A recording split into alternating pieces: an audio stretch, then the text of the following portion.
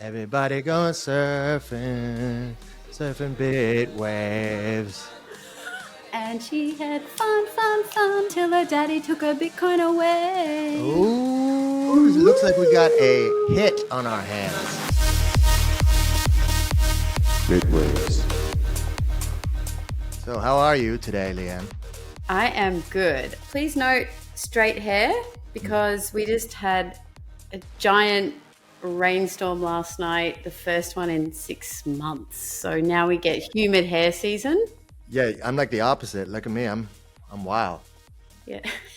Got the wily mane. Get a haircut! On our last video, we talked a little bit about how I left Hollywood and came to Thailand, and looking at the analytics of that video and some of the feedback we got, people are really interested in that. So we wanted to talk a little bit more about our journeys from our home, our respected homes, into Asia, and how it led us to becoming entrenched in crypto, but also just the overall life change and everything. I think a lot of people could be interested in that. So give us your story, Leanne. I left Australia because I was miserable and having a meltdown. Dun, dun, dun. Miserable and having a meltdown. Yes. I had a teaching career, and I also at the same time had a handbag and shoe business. At one point I had 50, 60 stores in Australia stocking my handbags. Whoa. A few fingers in pies. And teaching for me just got frustrating. I couldn't teach the way I really wanted to for my own personality as well. And all my friends were getting married, they were having children, and I wasn't at that stage in my life, and I needed something else. And I was deeply unhappy, and I found myself actually in a shopping center one day, and I was trying to buy something, anything, to fill some weird little void in me. And I actually caught myself in the act. And I thought, oh my God, you're working your ass off. You're earning good money. You're a good teacher, but you need something else. I needed something more. And I was in this homeware store looking to buy shit to put in the house that I worked to pay off because I had a mortgage at the time. I had my grandmother at the time die. I had a breakup with someone I was seeing, and it was just all falling apart. It was messy. And I just knew, right, something's got to give. I know what I need to do. And so I made a decision to leave, and I packed up within, I think, like a month, and just got on a plane and I left. So I ended up in Bali, and at the time it was super hard at the beginning. I actually started a store. Anyone knows that starting a business is hard in any country, and then do it overseas, you add a whole other complexity to it. As a foreigner. Exactly. So anyway, that didn't last very long, and then I stumbled into trading. I tried many other things. I've done villas and all sorts of things here. But yeah, so that's how I ended up in Bali, was from misery to sunsets. What do you say is the number one upside of suddenly living in Bali instead of being home? I felt free of, like a mortgage and having to script my life in a way that was acceptable. I mean, you obviously have to have some savings, which I had. So the cost of living is much cheaper. And for me, my health was failing, and I needed massages, sunset walks, exercise, Pilates, yoga, all the things that in Australia are really hard work. You've got to drive somewhere, you've got to fight traffic. Expensive. It's expensive. I mean, yoga classes and Pilates reformer classes are hugely expensive in a country like Australia or America. But yeah, I needed all of those things. So to be in Bali, I could really treat my body with a lot of respect and kindness and health, well-being stuff that I would never have been able to do. That's a good point, because I think, especially if you're from America or Australia, anywhere, a lot of these major Western countries, if you just said to the crowd right now, I really needed my massages and my walks on the beach. I just needed that. Some people might say like, oh, sorry, Mrs. Silver Spoon.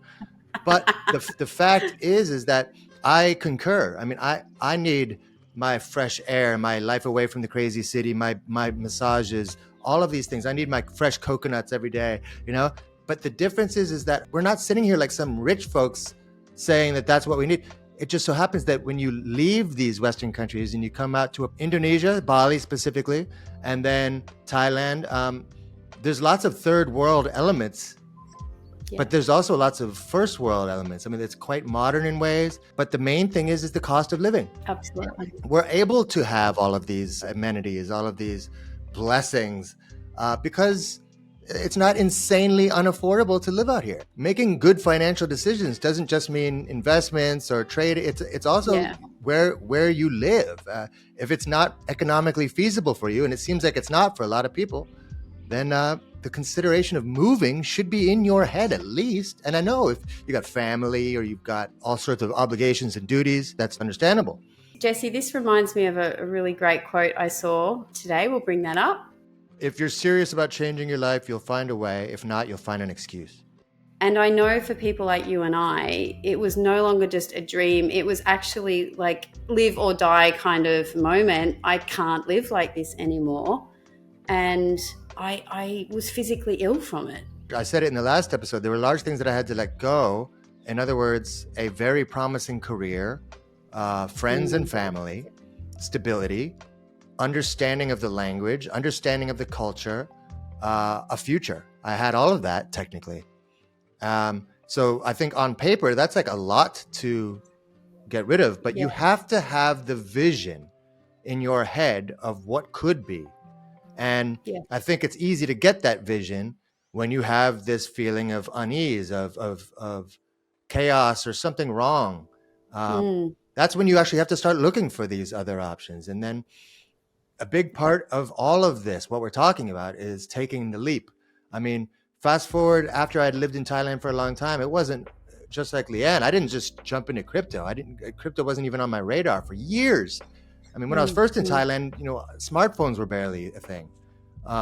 So it was later that the next big jump for me was buying Bitcoin. And I also wasn't just buying Bitcoin, some small throwaway number. The very first time I bought Bitcoin was a huge chunk of my savings. It was back when we were at, I think, $4,000. All my smartest friends, everyone connected to me were saying, like, you should get Bitcoin. You really should get Bitcoin. And my question was, how much?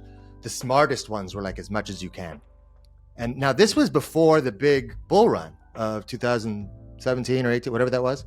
I think that half of them were telling me buy Bitcoin because we're about to be going into a bull run. I'm not sure how many of them were saying buy Bitcoin for the long haul. I'm not sure.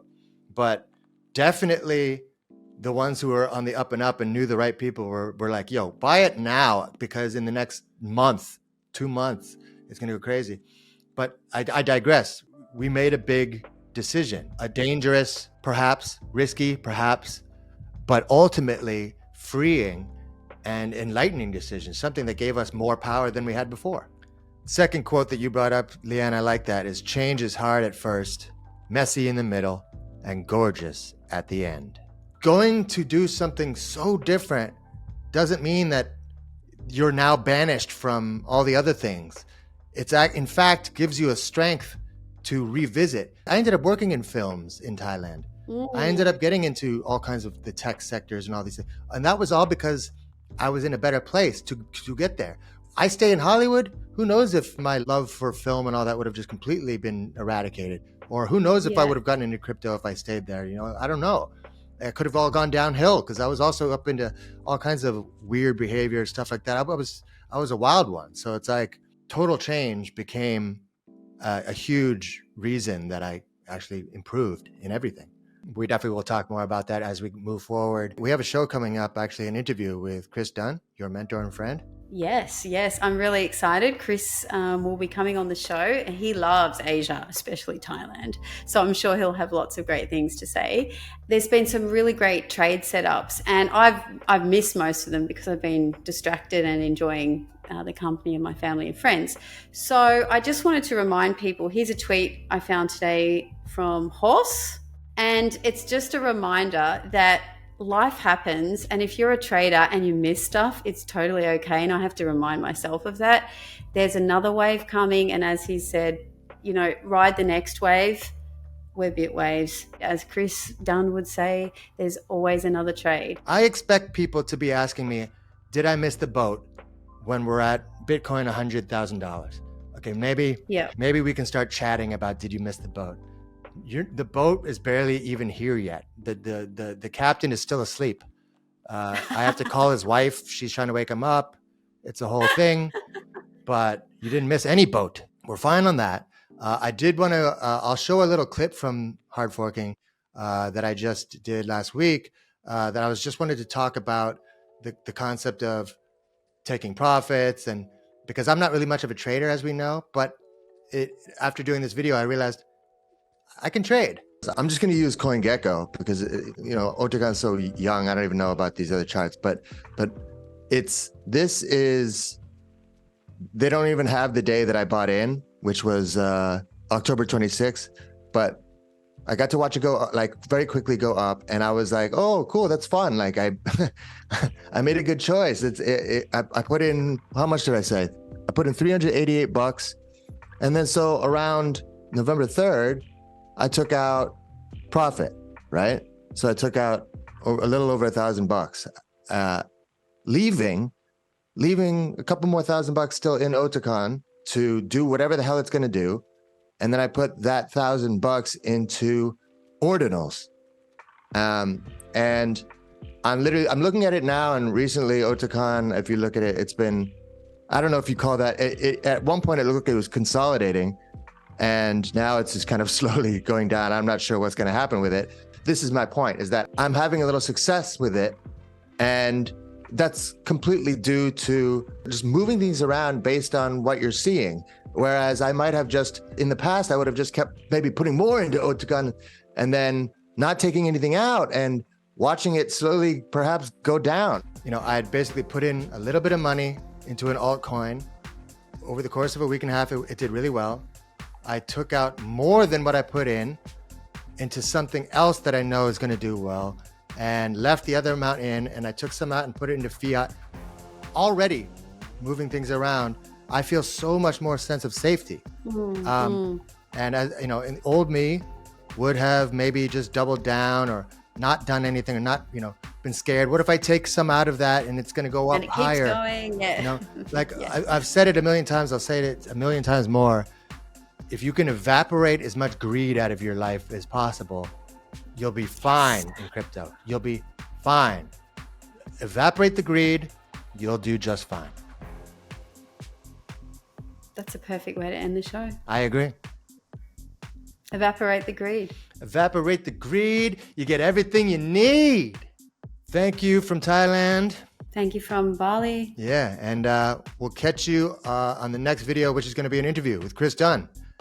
Check it out. Da, da, da, da, da, da. Surfing on bit waves.